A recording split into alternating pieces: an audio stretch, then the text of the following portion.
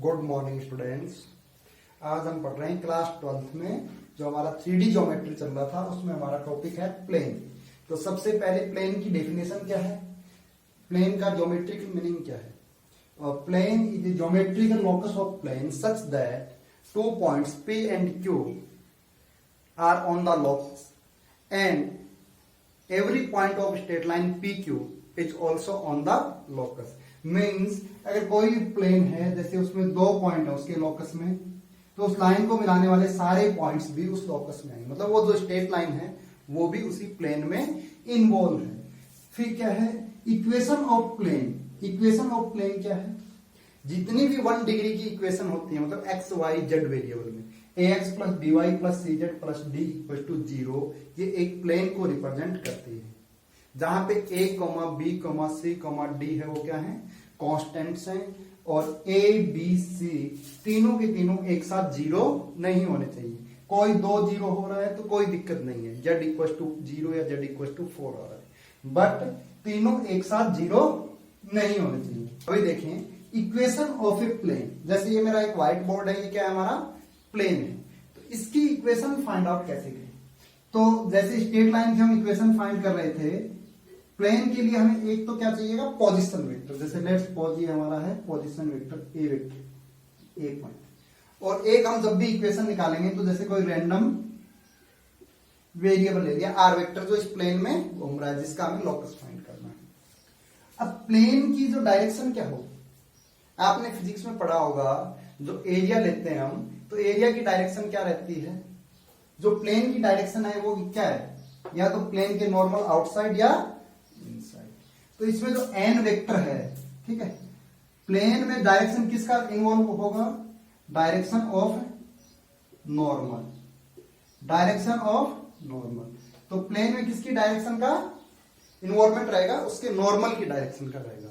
अगर मैं अब इस आर वेक्टर का लोकस फाइंड आउट करना चाहूं तो किस टाइप से होगा, जो ए आर वेक्टर है, जो डेफिनेशन थी, ठीक है, ए और आर 2 पॉइंट है प्लेन में, और इनको मिलाने वाले जैसे ये वेक्टर है, ये सारे के सारे प्लेन में लाई करते हैं। तो ए आर वेक्टर है वो एन वेक्टर के परपेंडिकुलर है या नहीं, a r vector perpendicular to क्या है, एन वेक्टर।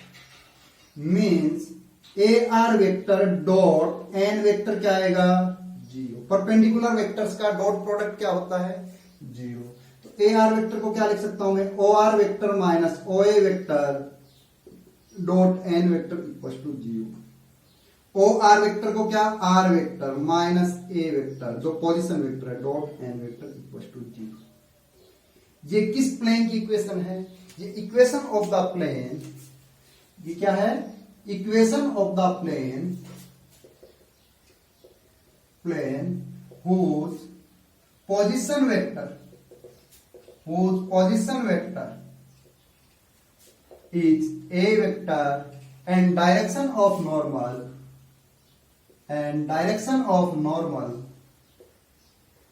is n। यहां पे n वेक्टर इसके नॉर्मल की डायरेक्शन को रिप्रेजेंट कर रहा है, और a वेक्टर किसको रिप्रेजेंट कर रहा है, पोजीशन वेक्टर को। अब देखिए इसका कार्टेशियन फॉर्म। कार्टेशियन फॉर्म में क्या होगा, कार्टेशियन फॉर्म जो होगा ये आ गया आपका वेक्टर फॉर्म, ये वेक्टर। अब कार्टेशियन फॉर्म में क्या लिखेंगे, ठीक है, equation of plane whose passing through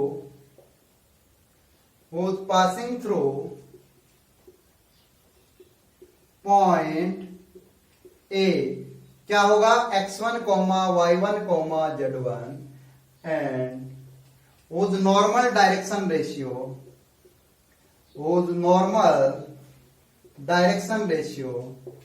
क्या है, a, b, c। तो इस क्वेश्चन में जो हमारा a वेक्टर है पोजीशन वेक्टर, वो क्या बन जाएगा, x1 i cap plus y1 j cap plus z1 k cap, और जो इसमें नॉर्मल वेक्टर है n वेक्टर, वो क्या बन जाएगा, a i cap plus b j cap plus c k cap. और r वेक्टर हमें पता ही है कि क्या है, x i cap plus y j cap plus z k cap. तो इसमें अगर मैं वैल्यू पुट करता हूं तो ये क्या बन जाएगा, X I cap minus Y J cap minus Z K cap.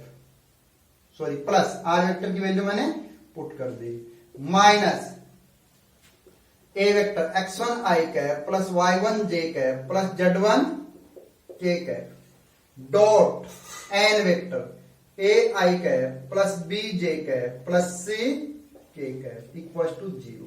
अगर इसको मैं सोल्व करता हूं तो क्या मिला मेरे को, x minus x1 i cap plus y minus y1 j cap plus z minus z1 k cap, और इनका डॉट प्रोडक्ट किसके साथ है, एन वेक्टर के साथ, A I cap plus B J cap plus C K cap equal to 0।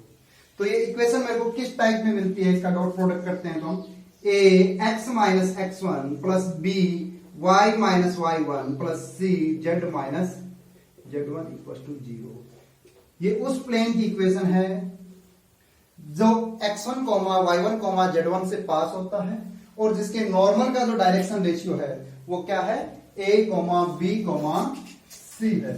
अगर आपको ये नीचे से नहीं दिखाई दे रहा है तो मैं यहां लिख देता हूं, a x minus x one plus b y minus Y one plus c z minus z1 equal to 0 is the equation of the plane whose passing through the point x1, y1, z1 and whose direction ratio is a, b, c। तो हमने ये चीजें पढ़ी, आई बात समझ में, note करें इसको। अभी नेक्स्ट देखें, equation of plane parallel to coordinate plane. तो कोऑर्डिनेट प्लेन अगर हमारा एक्स वाई प्लेन है तो एक्स वाई प्लेन की इक्वेशन क्या होती है, z इक्वल टू 0, और एक्स वाई प्लेन के पैरेलल प्लेन की इक्वेशन क्या होती है, parallel to X Y plane क्या आएगी, z equal to plus minus C, z equal to plus minus C. इसी तरीके से पैरेलल टू, सॉरी अभी हमें वाई जेड प्लेन की इक्वेशन क्या आएगी, वाई जेड प्लेन की, Y Z means x equal to 0, x equal to 0। और हमारा parallel to Y Z plane की इक्वेशन क्या आएगी, अगर कोई वाई जेड के पैरेलल प्लेन होगा तो वो क्या होगा, x equal to plus minus C, या तो वो c डिस्टेंस इस साइड होगा या इस साइड होगा। थर्ड है हमारा जेड एक्स प्लेन की इक्वेशन क्या आएगी, y इक्वल टू 0, और parallel to Z X plane की इक्वेशन क्या आएगी, y equal to plus minus C. अगर एक्स वाई प्लेन का अगर आपको डायरेक्शन रेशियो पूछे तो एक्स वाई प्लेन का जो नॉर्मल है, ये आपका एक्स वाई प्लेन है, ये एक्स है और ये वाई है, इसका जो नॉर्मल है देखो, एक्स एक्सिस से कितना एंगल 90, वाई एक्सिस से कितना एंगल 90, जेड एक्सिस से 0, तो क्या आएगा cos 90 cos 90 cos 0 0 0 1। तो यहां देखो a की वैल्यू 0, b की वैल्यू 0, c की वैल्यू 1 है, c की वैल्यू क्या है 1 है। अब नेक्स्ट देखें, equation of plane parallel to coordinate axis. X axis के पैरेलल प्लेन की इक्वेशन क्या होगी, जो एक्स एक्सिस के पैरेलल होगा उसकी इक्वेशन होगी आपकी B Y plus C Z plus D equal to 0, और आपका वाई एक्सिस के पैरेलल प्लेन की इक्वेशन क्या होगी, Y axis A X plus C Z plus D equal to 0, और जेड एक्सिस के पैरेलल प्लेन की इक्वेशन क्या होगी, A X plus B Y plus D equal to 0। आई बात समझ में। तो जो हमने 11th क्लास में जो 2D पढ़ी थी वो कौन सा था, जो जेड एक्सिस के पैरेलल प्लेन हम पढ़ रहे थे, ए एक्स प्लस बी वाई, वहां पे वो सी था कांस्टेंट टर्म, यहां पे हमने डी लिख रखा है, तो इन सबको नोट करें। अभी नेक्स्ट हमारा हेडिंग है equation of a plane in normal form. Normal form में इक्वेशन ऑफ प्लेन क्या होगा, जो अभी हमारा इक्वेशन था आर वेक्टर माइनस ए वेक्टर डॉट एन वेक्टर, ठीक है, ए वेक्टर पोजीशन वेक्टर था, n vector direction of normal था। अगर इसको मैं ऐसे लिख दूं, r vector dot n vector equal, sorry minus A vector dot n vector equal to 0, r vector dot n vector equal to a vector dot n vector. अगर इसको लिख दिया मैंने r vector dot n vector, ये देखो ये complete constant है, इसको मैंने क्या लिख दिया, डी लिख दिया। क्या लिख दिया, डी लिख दिया। अगर मैं दोनों साइड से इसको किससे डिवाइड कर दूं, r vector dot n vector equal to d mod n vector से डिवाइड कर दें, तो आर वेक्टर डॉट एन के ये क्या हो गया, unit vector equal to d upon mod n vector को मैंने डी डैश लिख दिया। तो इस इक्वेशन को क्या कहते हैं, नॉर्मल फॉर्म इक्वेशन कहते हैं, because here n cap is unit vector of normal, ठीक है, नॉर्मल ऑफ प्लेन का यूनिट वेक्टर। और डी डैश है वो क्या है, इसका एक्चुअल में जो नाम है वो नॉर्मल फॉर्म क्यों है, d dash is the perpendicular distance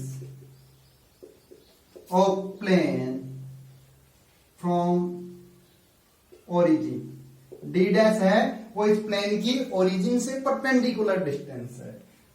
तो अगर आपको कार्टेशियन फॉर्म में अगर ये इक्वेशन मिलेगी तो ये कैसे होगी, l x plus m y plus n z equal to d dash. तो यहां पे एलएमएन क्या है, एलएमएन है वो क्या है, l comma m comma n are d c of normal of plane, और डी डैश है वो क्या है, यही perpendicular distance of plane from origin. तो आई बात समझ में। इस पे आपको जैसे कोई भी क्वेश्चन या जो कुछ भी हो आपसे पूछा जाए x plus 2y minus z equal to 1, find the perpendicular distance of plane from origin. तो अगर यहां पे ये 1 2 माइनस 1 क्या लिखा हुआ है, 1 2 माइनस 1, ये क्या है, ये डायरेक्शन रेशियो है ना कि डीसी है। तो इसको मैं किसमें कन्वर्ट करूं, डीआर को डीसी में कन्वर्ट करने के लिए रूट अंडर दोनों साइड किससे डिवाइड करना होगा, 1 का स्क्वायर प्लस 2 का स्क्वायर प्लस माइनस 1 का स्क्वायर, मीन्स रूट 6 से डिवाइड करना होगा। तो 1 by root 6 x plus 2 by root 6 y plus sorry minus 1 by root 6 z equal to 1 by root 6। तो अब ये प्लेन की नॉर्मल फॉर्म में इक्वेशन है। तो 1 बाय रूट 6 है वो आपका क्या है, डी डैश है 1 बाय रूट 6। ये आपकी उस प्लेन की ओरिजिन से परपेंडिकुलर डिस्टेंस को रिप्रेजेंट करता है, नोट करें। अभी हमारी नेक्स्ट हेडिंग है equation of a plane whose position vector are a vector B vector and c vector, vector form में। और कार्टेशियन में equation of a plane whose passing through point A B C. तो ये ए vector आ गया, ये B vector आ गया, ये C vector position vector.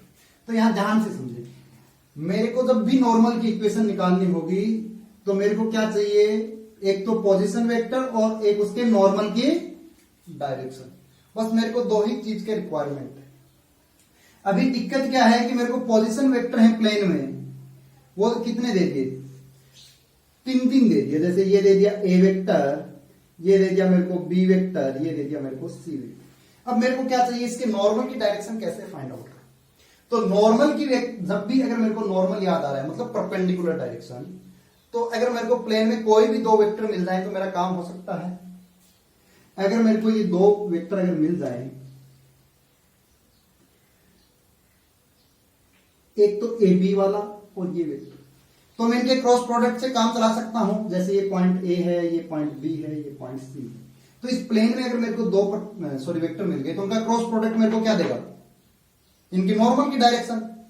तो अगर एन वेक्टर है वो मेरा क्या आएगा, A B vector cross A C vector. Yes या नो, ए बी वेक्टर क्या है, O B vector minus O ए वेक्टर, और क्रॉस ये क्या आएगा, O C vector minus O ए वेक्टर। और मेरे को बी का पोजीशन, ए का पोजीशन, सी का पोजीशन और ए का पोजीशन पता है, तो मीन्स मेरा काम हो गया। मेरे को एन वेक्टर मिल गया है, क्या मिल गया, बी वेक्टर माइनस ए वेक्टर क्रॉस सी वेक्टर माइनस ए। और पोजीशन तो मेरे पास इतने सारे, ए से पास कराओ, बी से पास कराओ, सी से। तो मतलब मेरे को 3 पोजीशन वेक्टर देने वाले प्लेन की इक्वेशन क्या आएगी, बी वेक्टर माइनस ए वेक्टर क्रॉस सी वेक्टर माइनस ए वेक्टर, ये मेरा नॉर्मल है, इक्वल टू 0 हो गया। और ये अगर ध्यान से देखते हो, अगर आपको वेक्टर याद है तो ये 3 वेक्टर का ट्रिपल डॉट प्रोडक्ट नहीं है क्या? तो इसको मैं क्या लिख सकता हूं, प्लेन की इक्वेशन को और अच्छे से लिखना चाहूं तो मैं क्या लिख सकता हूं, आर वेक्टर माइनस ए वेक्टर, बी वेक्टर माइनस ए वेक्टर और C vector minus A vector equal to 0। ये मेरे को उस प्लेन की इक्वेशन मिल गई जिसके पोजीशन वेक्टर क्या है, ए वेक्टर, बी वेक्टर और सी वेक्टर। आपको जब भी प्लेन की इक्वेशन फाइंड करनी हो तो आपका दो ही बात पे कंसंट्रेशन होना चाहिए। आपको ये इक्वेशन अच्छे से याद होनी चाहिए, r vector minus A vector dot n vector equal to 0, कि मेरे को उसकी पोजीशन पता चल जाए और उसके नॉर्मल की डायरेक्शन पता चल जाए।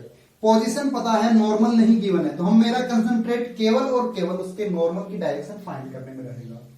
और अगर ट्रिपल डॉट प्रोडक्ट की वैल्यू हम डिटरमिनेट मेथड से फाइंड आउट करते हैं, तो अगर मैं कार्टेशियन फॉर्म में अगर इसकी इक्वेशन लिखूंगा तो क्या लिख दूंगा, x minus x1, y minus y1, z minus z1, x2 minus x1, b minus a vector, y2 minus y1 और z2 minus z1, x3 minus x1, y3 minus y1 और z3 minus z1 equal to क्या आ गया, 0।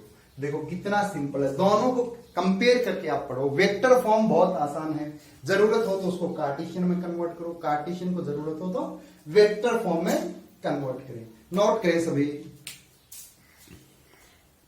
Next हमारा heading है equation of a plane in intercepted form. Intercepted form में प्लेन की equation क्या है, सिंपल सा है, x upon a plus y upon b plus z upon c equal to 1।